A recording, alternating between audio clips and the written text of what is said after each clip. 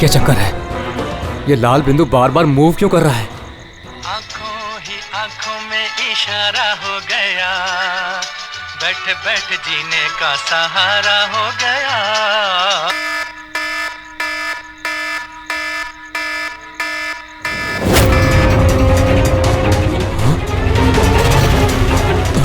ये लाल बिंदु कहाँ गायब हो गया?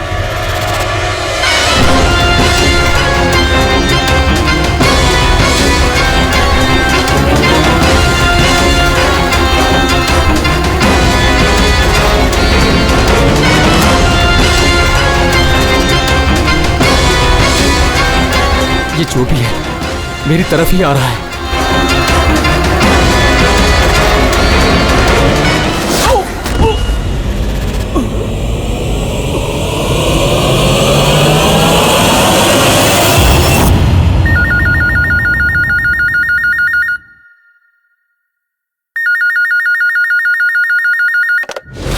Hello, CID bureau.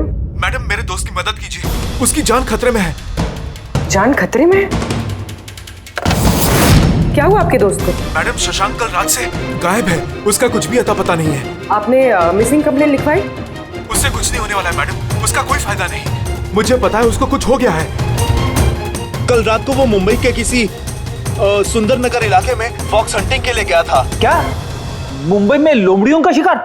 हे सुनो सुनो, अगर तुम सीआईडी के साथ मजाक करने की कोशिश कर रहे हो तो तुम्हारे लिए बहुत भारी पड़ेगा।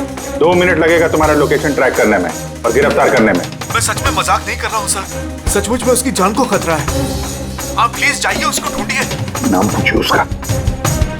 आप बोल कौन रहे हैं? सर, मेरा नाम राजीव कुमार है। राजीव, ये फॉक्स हंटिंग ये क्या है? सर, मैं आपको वो सब डिटेल में बताऊंगा, पर इससे पहले कुछ हो ना जाए। आप प्लीज सुंदरनगर जाइए, उसको ढूंढिए। राजीव सुनो, राजीव, हेलो।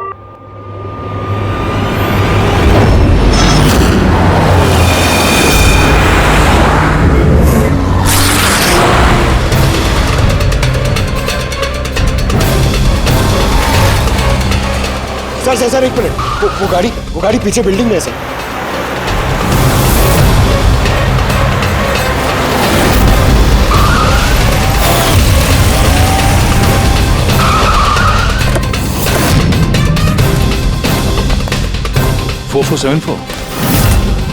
तो शशांक की गाड़ी का नंबर तो यही है। अगर ये शशांक की गाड़ी है तो फिर शशांक भी यहीं पर होना चाहिए।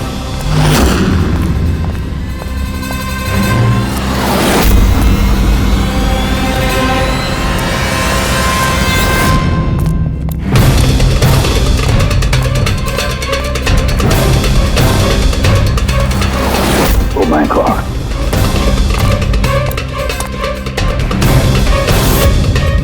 He is dead sir. तो राजू का डर सही निकला। उसे पता था कि शशांक की जान को खतरा है। इसका मतलब राजू जानता होगा कि कौन शशांक की जान के पीछे पड़ा है। बोलिए, तो राजू को फोन करो।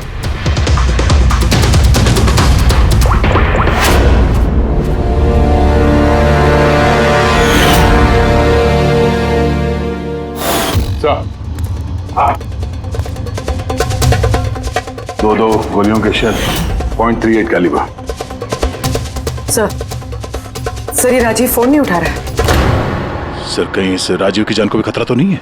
सर एक बात समझ में नहीं आ रही सर, शहर के इस इलाके में कोई लोमड़ियों का शिकार करने क्यों आएगा? शिकारी खुद शिकार हो गया। मुझे तो यहाँ दूर दूर तक कोई भी लोमड़ी नजर नहीं आ रही है। रेडी पंकज, चुप रहो। ये फॉक्स हंटिंग सीक्रेट कोड है और इसका राज सिर्फ राजीव ही बता सकता है। राजीव के घर जाके पता लगाना पड़ेगा।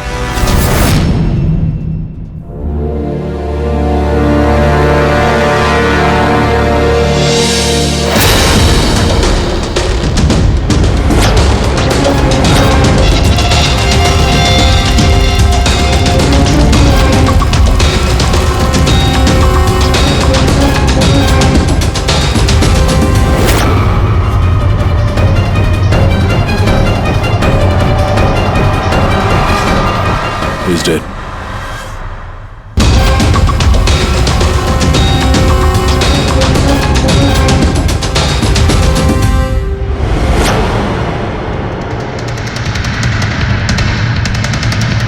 सर राजीव है सर। इसने अपने दोस्त की जान बचाने के लिए हमें फोन किया था और किसी ने इसी को मार दिया। और सर मारा भी शायद उसी गन से। ये देखिए .380 की बुलेट शेल्स, ठीक वैसे ही जैसे शशांक की बॉडी के पास में। ये कोई आपसी दुश्मनी का केस लगता है। किसी की राजीव और शशांक से कोई गहरी दुश्मनी होगी। खूनी तक पहुंचने के लिए सुराग हमें इस घर से ही मिलेगा। सर यहाँ तो बहुत सारे पजल की बुक्स और गेम्स हैं। सर डेस्कटॉप पे भी बहुत सारे पजल गेम्स हैं।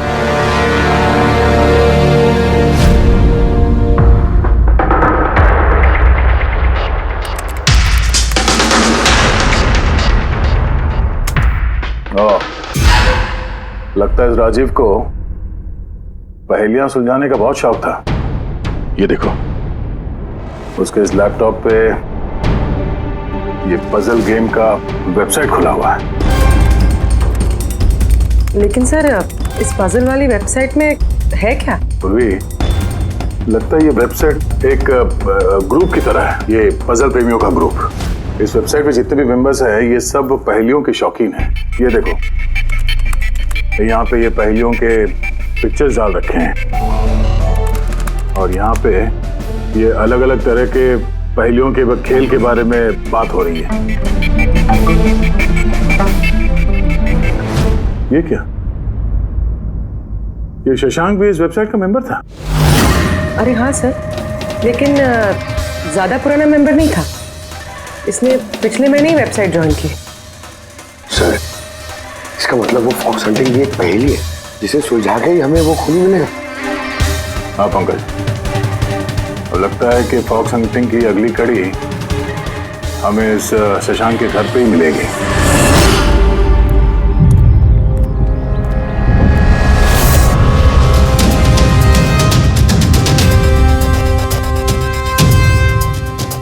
ताला लगा हुआ है दरवाजे पे। लगता है शशांक यहाँ अकेला ही रहता है। कमाल है, आज तो शशांक के यहाँ बहुत मेहमान आ रहे हैं। नमस्ते जी। कौन? विकास तुम हो क्या? मैं वो नहीं हूँ जो आप समझ रहे हैं। मैं इंस्पेक्टर दया, सीआईडी से। सीआईडी वाले दया? अरे तुम्हारा तो बहुत नाम सुना है, बहुत कहानियां सुनी है तुम्हारी। शाबाश, ऐसे ही देश का नाम रोशन करते रहो। Thank you. हम लोग यहाँ शशांक जी से मिलने आए थे। शशांक? हाँ। क्या हुआ शशांक? नहीं, कुछ हुआ नहीं उसे। कोई और भी आया था शशांक के घर पे? हाँ, 20-25 मिनट पहले कोई आया तो था।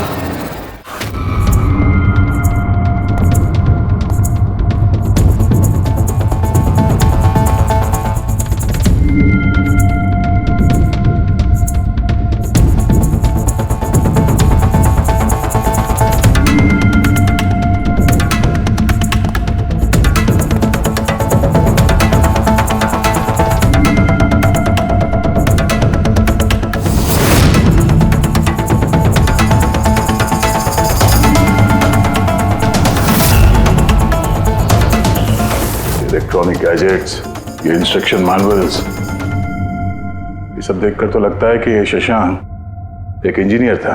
किसी खास तरह के गैजेट के आविष्कार की कोशिश में लगा था ये। हाँ सर, यहाँ पर तो इतने सारे सर्किट बोर्ड्स और ये शॉर्ट वेव रेडियो भी है। ये देखिए।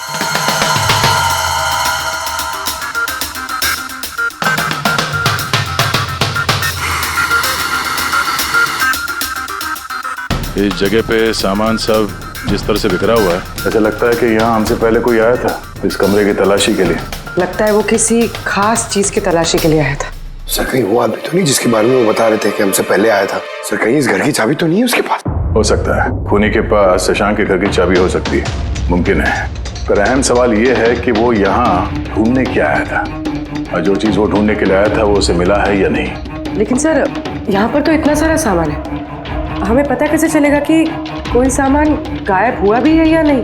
पूरी पहले तो हमें ये पता करना होगा कि राजीव और शशांक की दोस्ती कितनी गहरी थी, और ऐसे किस चीज में ये लोग फंसे थे जिसकी वजह से इनकी जान चली गई। सर राजीव और शशांक की तो मौत हो चुकी, हमें कैसे पता चलेगा कि उनकी दोस्ती कितनी गहरी थी? पता चलेगा। पजल वाली वेबसाइट के बाकी के मेंबर से पता चलेगा। तो मतलब कभी तुम रोनी, आशीष और प्रकाश शशांक और राजीव के साथ वेबसाइट पर रेगुलरली बातें करते थे? जी एसीपी सर। क्या तुम लोगों को किसी पे शक है कि उसने इन दोनों का खून किया? मालूम नहीं सर। अच्छा, ये तो मालूम होगा, ये फॉक्स हंटिंग क्या है? सर आपको फॉक्स हंटिंग के बारे में कैसे पता? जाहिर सी बात है, ये लोमड़ी का शिकार तो हो नहीं सकता। असली बात क्या है ये बताओ।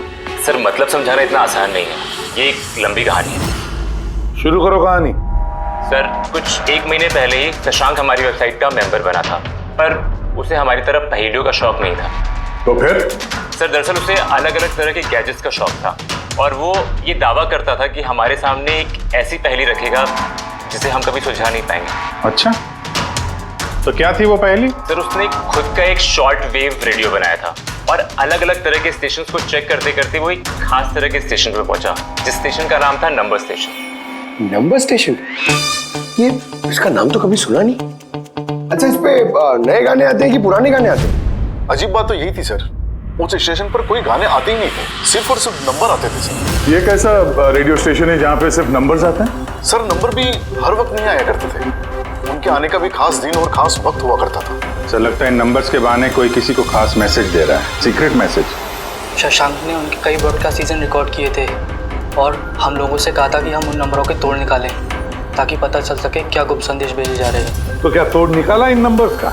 नहीं सर, उनका तो सर हम तोड़ नहीं निकाल पाए, मगर राजीव ने कुछ दिन पहले बताया था कि उसे इस वेबसाइट के नंबर्स का राज पता चल गया है। तो क्या राज था उन नंबर्स का? सर वो तो राजीव ने कभी हमें बताया नहीं सर। हाँ, पर बाद में राजीव और शशांक इस बारे में अकेले में बात करने लगे थे सर। देखो, हम फॉक्स हंटिंग की बात कर रहे थे, वो बताओ। फॉक्स हंटिंग ट्रांसमीटर हंटिंग का ही दूसरा नाम है। Transmitter hunting? जब कोई एक खास तकनीक से रेडियो ट्रांसमीटर के लोकेशन को ट्रैक करने की कोशिश करता है तो उसे हमारी भाषा में फॉक्स हंटिंग बोलते हैं। मतलब शशांक जरूर इस नंबर स्टेशन की लोकेशन ढूंढने की कोशिश कर रहा होगा। और कोई तो था जो नहीं चाहता था कि शशांक वो रेडियो स्टेशन पहुंचे, इसलिए उसने उसे मार दिया। आशीष, इन नंबर्स की रिकॉर्डिंग चाहिए हमें, सारी की सारी। तो ये है हमारी सीआईडी टीम। ये इंस्पेक्टर अभिजीत, इंस्पेक्टर सर, देश के सबसे जाबाज ऑफिसर्स को कौन नहीं जानता है? ये लोकेश है, लिंग्विस्टिक्स और मैथमेटिक्स का एक्सपर्ट। भाषा और संख्याओं का इतना ज्ञान है इनके पास जो शायद ही और किसी के पास हो। तो लोकेश जी, क्या लगता है आपको, ये मोबाइल और इंटरनेट के जमाने में कोई नंबर स्टेशन का इस्तेमाल क्यों करेगा संदेश भेजने के लिए? अभिजीत, ये नंबर स्टेशन का इस्तेमाल बहुत पुराना है। इनफैक्ट सेकेंड वर्ल्ड वॉर में भी कई देश की सेनाएं ये तकनीक यूज करती थी अपने उन एजेंट्स तक पहुंचने के लिए जो दूसरे देशों में थे। हाँ, मानते हैं कि इस वक्त मोबाइल इंटरनेट का जमाना है, पर मोबाइल इंटरनेट से दिए गए मैसेजेस बहुत आसानी से ट्रेस हो सकते हैं। एग्जैक्टली, इसीलिए तो ये वही तरीका इस्तेमाल कर रहे हैं, सेकेंड वर्ल्ड वॉर वाला। अब लोकेश, पता ये लगाना है कि इन संख्याओं के पीछे असली मैसेज क्या है। Sure sir. वैसे ये मैसेजेस कौन सी रेडियो फ्रीक्वेंसी पर आए थे? 3.22 नैनोहर्ट्ज।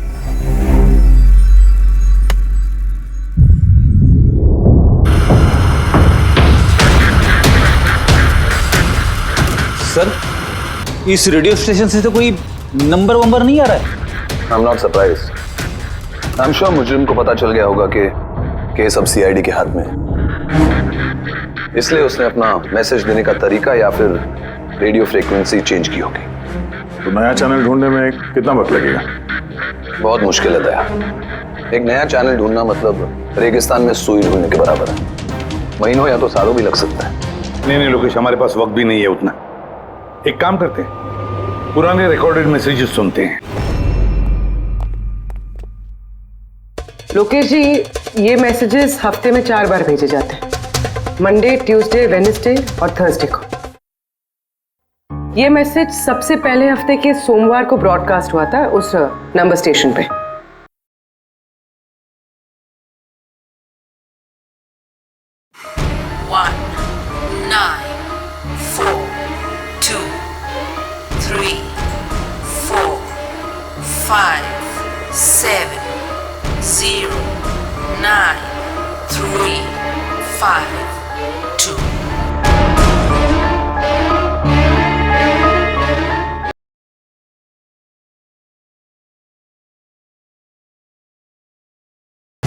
2, 3, 4, 0, 5.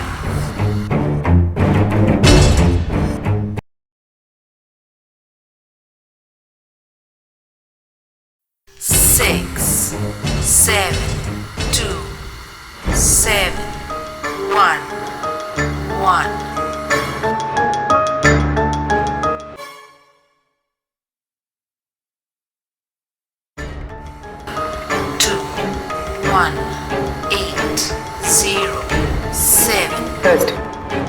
नो प्लीज टेल मी, ये संदेश चारों दिन एक ही समय पर आए थे कि अलग अलग टाइम पर? नहीं नहीं, एक ही टाइम पे, रात 12 बजे। और फिर हर 2 घंटे बाद इन नंबर्स को रिपीट किया गया था। और इसके अगले हफ्ते के नंबर्स यही थे या दे वर डिफरेंट? नंबर्स तो अलग थे, लेकिन पैटर्न सेम था।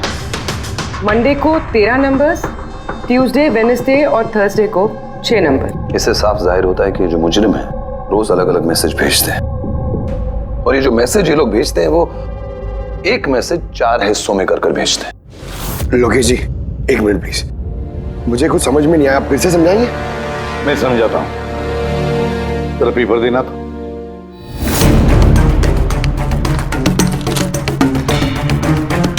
मान लो ये पूरा कागज एक मैसेज है, एक, इसके हम 4 हिस्से करेंगे। अब इस एक कागज के 4 टुकड़े हो गए, 4 हिस्से, मतलब एक मैसेज के 4 हिस्से हो गए, है ना? ये देखो,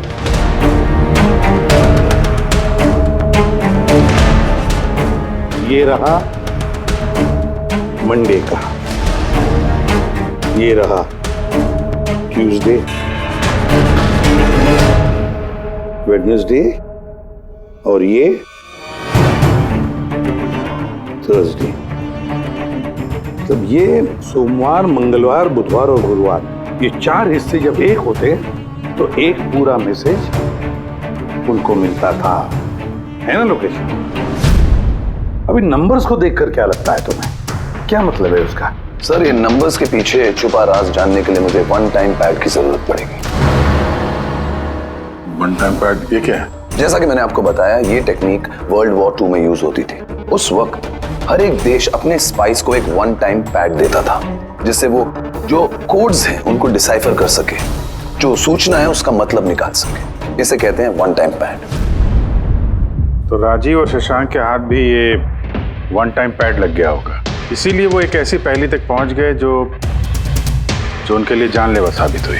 ठीक है, इस राजीव और शशांक के घर जाके पता लगाना पड़ेगा इस 1 टाइम पैड के बारे में।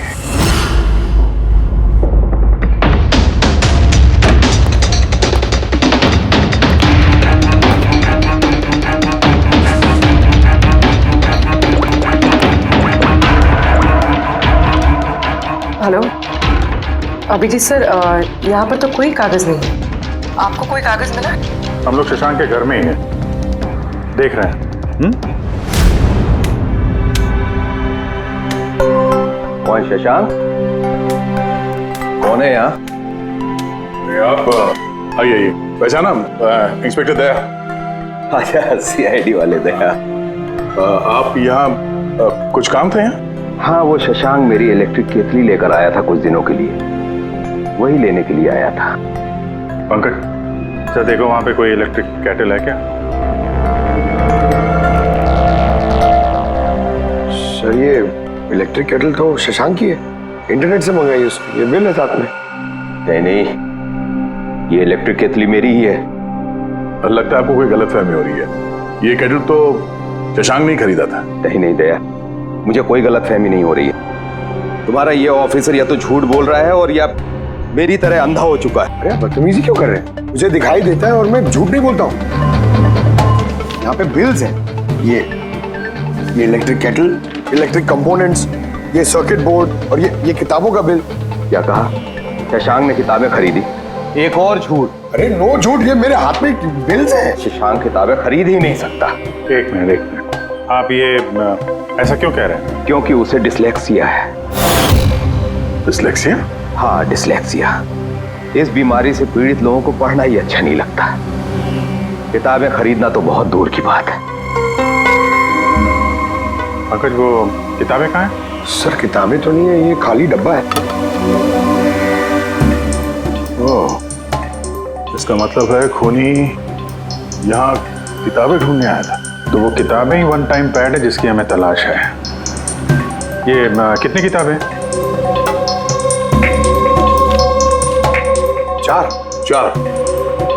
4 हफ्ते के लिए 4 किताबें। कौन कौन सी बुक्स हैं? तो ये है वो 4 किताबें जो शशांक के लिए ओटीपी का काम कर रही थी। Bye bye son, high like a kite, the great cyber heist, stone age. और इन्हीं किताबों में वो मैसेजेस भी छुपे हैं जो मुजरिम एक दूसरे को भेज रहे थे। सर सोमवार को ये लोग 13 नंबर्स भेजते हैं, यानी इन 13 नंबर्स का मतलब इन किताबों से मालूम पड़ेगा। मालूम पड़ेगा नहीं पूर्वी, मालूम पड़ गया समझ लो। देखो जैसे इंसानों की उंगलियों के निशान, फिंगरप्रिंट्स एक जैसे नहीं होते, किसी के भी एक जैसे नहीं होते, वैसे ही हर किताब का अपना एक ISB नंबर होता है, इंटरनेशनल स्टैंडर्ड बुक नंबर। वो 2 किताबों का एक जैसा हो ही नहीं सकता। और ISB नंबर 13 डिजिट का होता है। किताब के पीछे ये बारकोड देख रहे हो, इसके नीचे लिखा हुआ है। इसे किताब का बारकोड भी कह सकते हैं। वैसे ये नंबर दूसरे तीसरे पेज पे भी लिखा रहता है, ISB नंबर। सर मतलब इन ISB नंबर्स को इंटरनेट पे सर्च करके मुजरिम को सबसे पहले ये पता लगता है कि किताब कौन सी खरीदनी है। एग्जैक्टली। और फिर उस किताब के ISB नंबर से वो लोग अपना सीक्रेट मैसेज ढूंढ लेते हैं। तो जो पहले सोमवार को ISBN नंबर भेजा गया था सर, वो है ये 19423457099352। पूरी जरा चेक करो इन 4 किताबों में से ये ISBN नंबर किसका है।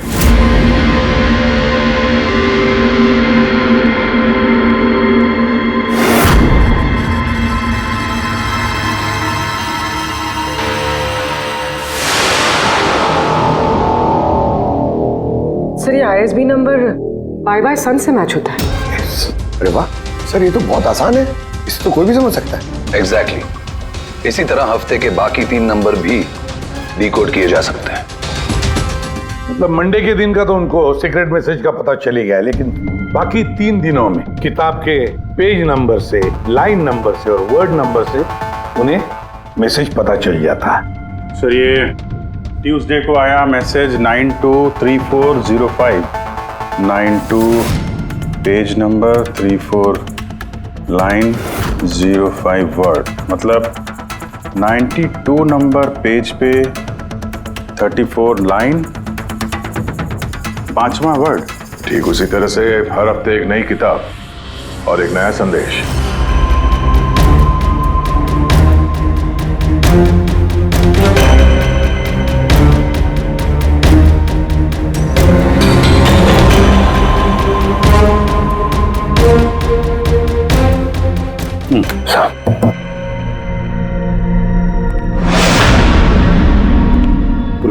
सर पहले हफ्ते का क्या मैसेज है? सर इस बाय सन किताब से जो पहले हफ्ते का मैसेज है वो है kidnap money bags junior. Kidnap money bag. Sir दूसरे हफ्ते आया था, ये किताब का नाम है द ग्रेट साइबर हाइस्ट। इसका मंगलवार को आया था सर रैंसमवेयर, और वेडनेसडे को अटैक, और थर्सडे को आखिरी मैसेज आया था ट्रिंग ट्रिंग ट्रिंग ट्रिंग। और तीसरे हफ्ते की किताब है sir high like a kite. High like a kite. और इसका संदेश है कंसाइनमेंट। कंसाइनमेंट जी सर। बीच। बीच। South Beach. सर ये जो चौथी किताब है, इस हफ्ते की किताब द स्टोन एज, इसका मैसेज जो है ट्यूसडे के लिए black forest. Black forest. Wednesday का है गोज, बस इतना ही है सर, इट्स इनकम्प्लीट। आज गुरुवार है सर, ये अधूरा संदेश आज रात पूरा किया जाएगा। हाँ और जी, अब तक जितना भी मैसेज आया हमारे पास अच्छी तरह से स्टडी करके देखना पड़ेगा ये क्या खिचड़ी पक रही है। सर ये पहला message, kidnap money bag junior. ऐसा लगता है ये मैसेज अजिंक्य जी के लिए। अजिंक्य के लिए ही है दया, क्योंकि अजिंक्य सबसे बड़ा फाइनेंसर है फिल्मों का और उसका निकनेम भी मनी बैग है। किडनैप मनी बैग जूनियर, शायद कोई अजिंक्य के बेटे को किडनैप करना चाहता है। जूनियर? हाँ हो सकता है, बिल्कुल हो सकता है अभिजीत। फिर अगला मैसेज है रैंसमवेयर अटैक ड्रिंक ड्रिंक। यार ड्रिंक ड्रिंक तो हमारी देश की सबसे बड़ी टेलीकॉम कंपनी है, कहीं ऐसा तो नहीं ये गैंग इस कंपनी पर रैंसमवेयर अटैक करने वाली है? सर ये रैंसमवेयर अटैक मतलब? अरे यार कोई ड्रिंक ड्रिंक कंपनी के डेटा और सर्वर को हैक करना चाहता है, और हैक करने के बाद फ्री करवाने के लिए वो लोग ड्रिंक ड्रिंक कंपनी से रैंसम लेंगे। ओ, तो इसे कहते हैं रैंसमवेयर अटैक। मगर सर ऐसे कोई न्यूज़ तो आई नहीं है कि ड्रिंक ड्रिंक कंपनी पे ऐसा कोई साइबर अटैक हुआ हो। सर मेरे पास भी ये ड्रिंक का ही सिम कार्ड है, लेकिन कनेक्टिविटी का तो कोई इशू ही नहीं है। और सर तीसरा मैसेज है कंसाइनमेंट साउथ बीच। ऐसा लगता है कि साउथ बीच में कोई गैर कानूनी कंसाइनमेंट आ चुका है या फिर आने वाला है। Black forest gold. Abhijeet Daya, इस गैंग का असली गेम क्या है आज रात को 12 बजे से पहले पता लगाना पड़ेगा, और रात के 12 बजे जो नंबर ब्रॉडकास्ट होने वाला है उसे ब्रॉडकास्ट होने नहीं देना चाहिए। क्या काम करो, इस अजिंक्य के घर जाओ और पता लगाओ उसका बच्चा ठीक है क्या। अभिजीत ड्रिंक ड्रिंक कंपनी में जाकर उन्हें अलर्ट करो, कहो कि उन पर शायद साइबर अटैक होने वाला है, रैंसम अटैक। और पंकज साउथ बीच जाओ और देखो कोई कंसाइनमेंट आया है क्या, या फिर कोई कंसाइनमेंट आने वाला है क्या, पूरा पता लगाओ। सर मैं कहाँ जाऊँ सर? हम कहीं नहीं जाएंगे, हम तीनों यहीं पर रुकेंगे ये पता लगाने के लिए कि इस गैंग को कैसे पता चला कि शशांक और राजीव ने उनके सारे मैसेजेस डिकोड कैसे किए।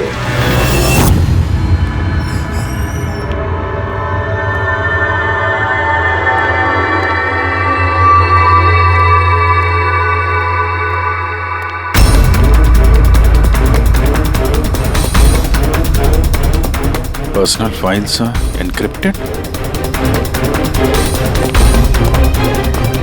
एनक्रिप्टेड? सर क्या चाहिए सर, किसे मिलना है आपको? फिलहाल सबसे सीनियर कौन है इस ऑफिस में? सर सभी सीनियर्स यहीं पे है, सीईओ और कंपनी के मालिक भी यहीं पे है, बट अभी वो लोग एक अर्जेंट मीटिंग में बिजी है। कहाँ चल रही मीटिंग? देखिए अभी आप उनसे नहीं मिल सकते। कहाँ चल रही है मीटिंग? सर वो वहाँ पे कॉन्फ्रेंस रूम में। किसी को कानो कान खबर नहीं होनी चाहिए इस अटैक की, मीडिया वालों को तो बिल्कुल नहीं तो मार्केट में हमारा नाम खराब हो जाएगा। ये बात बाहर नहीं जानी चाहिए, समझे? Thank you. जिसका डर था वही हुआ, गैंग कामयाब हो गया इस अटैक में। हेलो दया, अब देखते हैं शशांक के बाद और कौन कौन से लोग इस वेबसाइट के मेंबर बने हैं। जो इनमें से कोई एक है जिसने शशांक के बारे में अपनी गैंग को पूरी इंफॉर्मेशन दी है। सर शशांक के साथ 2 लोग जुड़े इस वेबसाइट से, कवि और रोनी। कवि और रोनी, इनकी डिटेल है क्या? देखो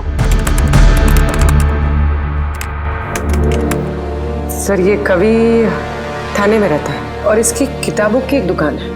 कवि की किताबों की दुकान है तो फिर उसके लिए ISB नंबर, मेरा मतलब है इंटरनेशनल स्टैंडर्ड बुक नंबर का इंतजाम करना तो बाएं हाथ का खेल है। और ये रोनी वो क्या करता है? सर रोनी पुणे के कॉल सेंटर में काम करता है। जरूर इन दोनों में से कोई एक है जो शशांक और राजीव की मौत का जिम्मेदार है, और वही अपनी गैंग की नई रेडियो फ्रीक्वेंसी भी जानता होगा। सर अगर हमें इस गैंग की नई रेडियो फ्रीक्वेंसी का पता चल जाए तो एक पावरफुल ट्रांसमीटर से हम उनकी लोकेशन भी जान सकते हैं। लोकेश, रेडियो फ्रीक्वेंसी का बंदोबस्त हो जाएगा, मगर ये पावरफुल ट्रांसमीटर का क्या? सर मेरे कुछ कनेक्शंस हैं, मैं उनसे बात करके हमारे लिए एक ट्रांसमीटर बनवा सकता हूँ। ग्रेट, तो फिर बनवाता। और फ्रेडी, दया को फोन करके पूछो अजिंक्य के बारे में क्या पता चला है। आप कॉफी लेंगे? No thanks. वैसे ये आपके घर के बाहर इतनी सिक्योरिटी हमेशा रहती है या आज कुछ खास बात है? हाँ, ये सिक्योरिटी हमेशा रहती है। आप तो जानते ही हैं फैन लोगों को, कितनी बार ये घर के अंदर घुस आते हैं। क्या नहीं, एक्टर्स के घर के बाहर फैन की भीड़ तो सुनी थी मैंने, मगर एक फाइनेंसर पहली बार सुन रहा हूँ। आपने यहाँ आने की वजह नहीं बताई? अरे हाँ, वो मैं आपके बेटे अजीत से मिलने आया हूँ। अजीत से? मगर क्यों? क्या उससे कोई गुनाह हो गया है? नहीं, बस एक रूटीन इंक्वायरी है। मतलब? सॉरी, मैं वो आपको नहीं बता सकता, मैं अजीत को बताऊंगा। अजीत की तबीयत ठीक नहीं है। तबीयत खराब है या वो किडनैप हो गया? किडनैप? What nonsense! देखिए अजिंक्य जी, उन अपराधियों के दबाव में आके आप सीआईडी से झूठ मत बोलिए। हमें खबर मिली है कि एक गैंग है जो आपके बेटे अजीत को किडनैप करना चाहती है। अजीत कहाँ है इस वक्त? वो घर पे ही है। मैं उसे देखना चाहता हूँ अभी। रामो,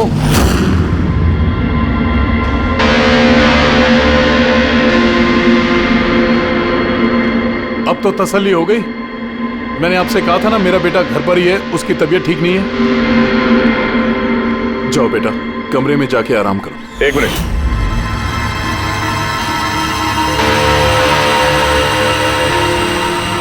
जरा कैप निकालना। मत उतारना टोपी। क्यों नहीं? हाँ? क्या कहा मैंने? क्या बता रहा हूँ? चलो। नहीं। उन्होंने क्या बोला?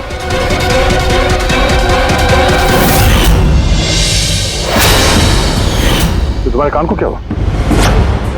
हाँ? क्या हुआ क्या ये? आपको इसकी जो किडनैपिंग की खबर मिली है वो बिल्कुल सच है, मगर अफसोस बहुत देर के बाद मिली। इसका किडनैप तो 3 हफ्ते पहले ही हो चुका था। 100 करोड़ रुपए देने पड़े मुझे उस किडनैपर को, मेरे बेटे की जान बचाने के लिए। और उन लोगों ने चोट पहुंचाई इसे? उन्होंने पहले ही इसका एक कान काट कर मुझे भेज दिया था और फोन करके कहा कि अगर मैं पुलिस को कुछ भी बताऊंगा तो मेरे बेटे की जान ले सकते हैं वो लोग। I am so sorry. आपके बेटे के साथ जो हुआ वो तो हम बदल नहीं सकते हैं, पर मैं आपसे वादा करता हूँ उन मुजरिमों ने जो किया है उसकी सजा उन्हें जरूर मिलेगी। भगवान के लिए ऐसा कुछ मत करना। अगर उनको पता चला कि मैंने सीआईडी को सब कुछ बता दिया तो मेरे बेटे की जान भी ले सकते हैं। ऐसा कुछ नहीं होगा, मगर आपको हमें पहले ही बता देना चाहिए था। क्या गारंटी है कि ये सब करने के बाद वो किसी और मासूम के साथ ऐसा कुछ नहीं करेंगे? हाँ?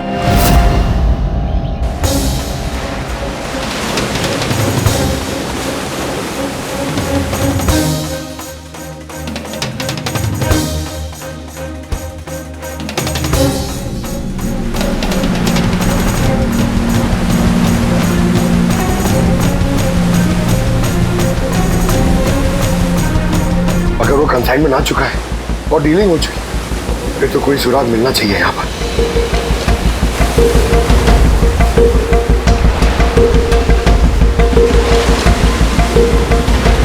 ये निशान कैसे? इन्हें देख के तो लगता है जैसे कि कोई बहुत भारी सामान या डब्बा घसीटा गया है। और कोई सामान तो यहाँ पे नहीं दिख रहा। शायद कंसाइनमेंट ही होगा।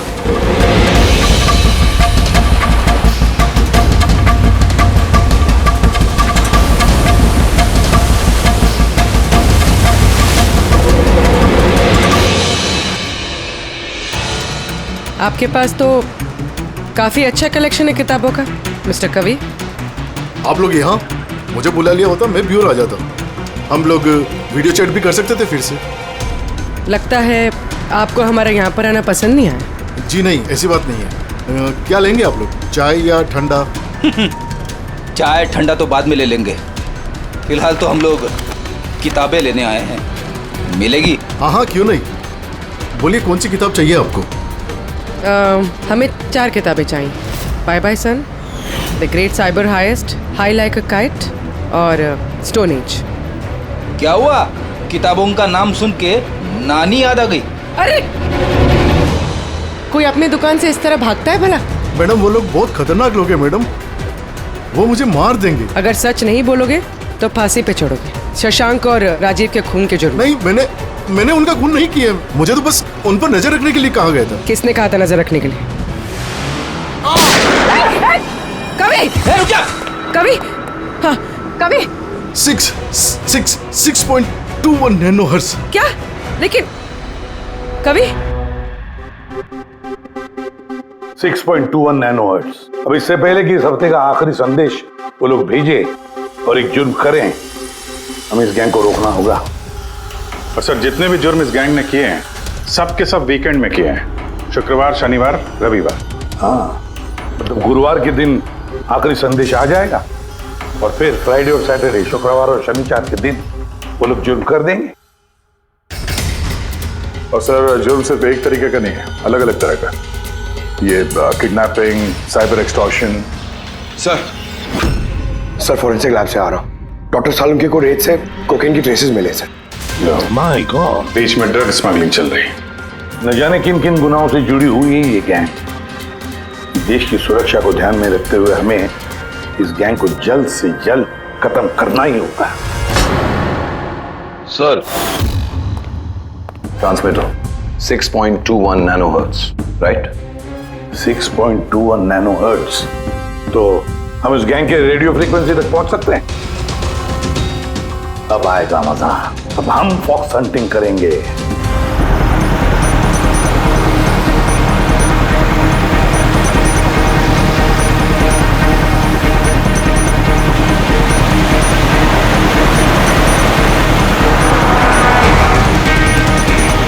बस सर, यही सिग्नल दिखा रहा है सर। बस ये रेड डॉट मिल जाए। देखो रेड डॉट कहां पे है।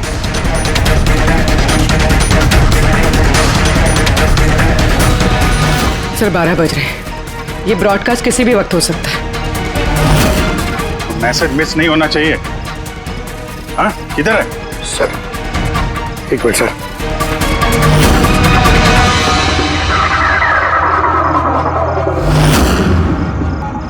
सर, हाँ, एक मिनट सर। इधर है, इधर है सर।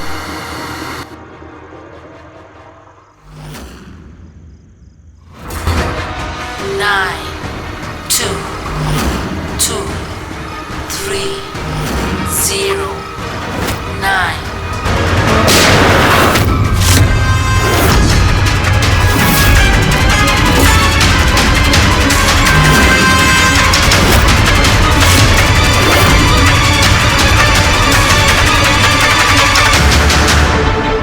Oh no, इसने तो अपने आप को गोली मार ली है।